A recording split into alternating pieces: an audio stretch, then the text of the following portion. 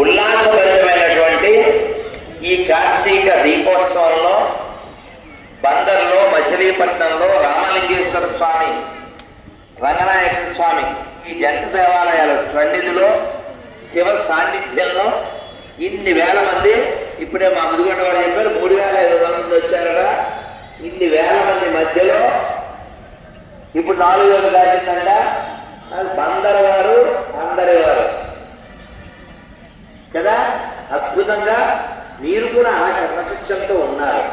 పిల్లలు వచ్చారు, కంటి పిల్లలు, తల్లులు, పెద్దలు చాలా చాలా ఉత్సాహభరితంగా ఈ కార్తీక మాసంలో నేను కాశీలో ఉన్నాను, బృందావనంలో ఉన్నాను, హరిద్వార్ వెళ్ళాం, జైపూర్ వెళ్ళాం.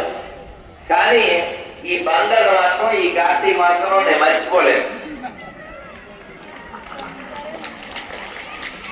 ఇక వెంటనే శశిధరుడు ఆ చల్లని వాయువులను పంపించాడు. చాలా చాలా అద్భుతంగా ఉంది. మనం అందరం ఇలా ఇలా గడపాలి, ఇలా జీవించాలి అనేదే మన పెద్దల ఉద్దేశం. దానికోసమే మనకి ఈ ఉత్సవాలు, వ్రతాలు, దేవాలయాలు, యాత్రలు ఇలా చాలా ఏర్పాట్లు చేశారు. ఇప్పుడు అందరూ అసలు ఆ దీపాలు చూస్తేనే నాకు కళ్ళు చాలా లేదు. వెలిగించిన తర్వాత ఇంకెలాగా ఇది ఒక కైలాసం అయిపోతుంది అద్భుతంగా. ఏం చిన్న 360 కాదుగా, ఒక 10 ఏళ్ళ జరపడం ఉంటాయేమో అది. అవునా? జీవితాన్ని కూడా. కానీ అసలు మీరు ఆలోచించండి, ఈ దీపం వెలిగించడం అనే ఉద్దేశం చాలా గొప్ప ఉద్దేశం. ఎందుకని మనందరికీ ఒక శ్లోకం తెలుసు, అందరూ చెబుదామా? మనకు తెలిసిందే, ఒకసారి చెప్తా. నమస్కారం అంతా తెలియదు, నేను సగం చెప్పి నేను చెప్పేస్తాను. రెండో ఒక సద్గమయ తమసోమ జ్యోతిర్గమయ మృత్యోర్మ అమృతంగమయ. ఓం శాంతి శాంతి శాంతి. ఈ 3 మన జీవితంలో మర్చిపోకూడనటువంటివి. అసత్యం నుంచి సత్యం వైపుకు ప్రయాణించాలి. అసత్యం అంటే ఏంటి? మనం ప్రేమిస్తూ ఉంటాం. ఈ భ్రమ అంటే భ్రమ అని తెలుసు అనేది పాఠం. భ్రమ లేని దాన్ని ఉంది అని భావించడం. ఈ భ్రమ నుంచి మనం బయటికి రావాలి. అసత్తుల నుంచి సత్యం వైపు. సత్యం ఏమి? భగవంతుడు. ఈ లోకం కూడా ఉంది, కానీ నేను చెప్పండి ఒకసారి. యదృశ్యం యదృశ్యం తన్నశ్యం, యదృశ్యం తన్నశ్యం, యదృశ్యం తన్నశ్యం.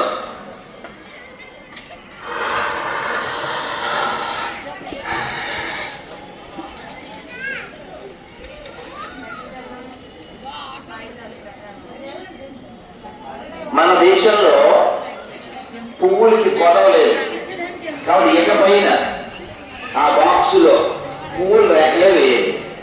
ఈ కాగితాలు కాకుండా అర్థం చేసుకుంటారని అనుకుంటున్నారు. ఎందుకంటే మనకి నదులు పక్కన పుట్టాము, నది పరిమాణ ప్రాంతంలో మనం ఇలా ఆర్టిఫిషియల్ రావాల్సిన అవసరం లేదు. నేను ఒక 2 నెలల క్రితం ఆస్ట్రేలియా వెళ్ళినప్పుడు వాళ్ళు నాకు మానవీయంటే చాలా కష్టం. ఏదో అట్లా అట్లా సేకరించి కష్టపడితో మానవి దేవుడికి ఒక పెద్దనా, నాకు ఒక పెద్దనా. ఇక్కడ పూలకి ఏం లేదు గోల, కాబట్టి పూల యొక్క ఆ రేఖలతో చక్కగా ప్రకృతి సిద్ధంగా ఉంటుంది. అలాగే నేను ఇప్పుడు వస్తుంటే ఆ పొగ చూసి అబ్బా ఎన్నాళ్ళు అయింది, చిన్నప్పుడు కదా అమ్మ తలంచిన తర్వాత కొప్పట్ల బొగ్గులు వాటిని ఒక ప్లేట్ మీద వేసి చేతతో ఇసిరి దాంట్లో గుగ్గిలో వేసి సాంబ్రాన్ని వేసి తలంతా ఇలా అని ఇదంతా ఆ పొగ చూసి నేను ఆనందపడ్డా. అబ్బా భలే పెట్టారని. కానీ అది పొగ, కానీ దగ. వాళ్ళకి వస్తుంది ఇప్పుడు సెగ, వాళ్ళు పడతారు నా మీద పగ. అందుకని ఒరిజినల్ అండ్ న్యాచురల్, దానికోసం మనం ప్రయత్నం చేద్దాం. అన్నమయ్య వాళ్ళ గురువారం, రేపు శుక్రవారం కదా, సోమవారికి తిరుమలలో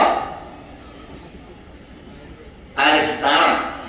అన్నమయ్య చాలా అద్భుతంగా చెప్తాడు. కంటి శుక్రవారము గడియలేంట అంటి అలమేలు మంగ అండనుండే స్వామిని. కంటి శుక్రవారము గడియలేంట అంటి అలమేలు మంగ అండనుండే స్వామిని. సొమ్ములన్నీ కడబెట్టి సొంపుతో గోణము గట్టి. సొమ్ములంటే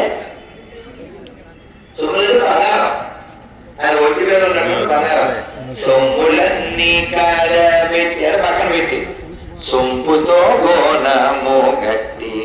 ఒకే వస్త్రం ఉంటుంది ఆయనకి, అది కట్టి అసలు ఏమేం చేశారు, ఆ ఒంటికి ఆ పురుగు అద్దారు, చందనం అద్దారు, ఇవన్నీ చెప్పి అన్నమయ్య కొంచెం స్వామివారితో బాగా క్లోజ్ కదా, అందుకని వాళ్ళ అమ్మ పొగ వేస్తుంది. లాస్ట్ లో స్నానం అయిన అదంతా వేస్తే ఆ పొగకి స్వామి ఉక్కిరి బిక్కిరయ్యాడు. విత్తిరి స్వామి అంటాడు స్వామివారిని పట్టుకుని. అంటే మనం ఏది చేసినా భగవత్ సంబంధంగా చేయాలి, ప్రకృతి సిద్ధంగా చేయాలి. లక్ష్మీ అష్టోత్తరంలో మొట్టమొదటిది ఏమిటి?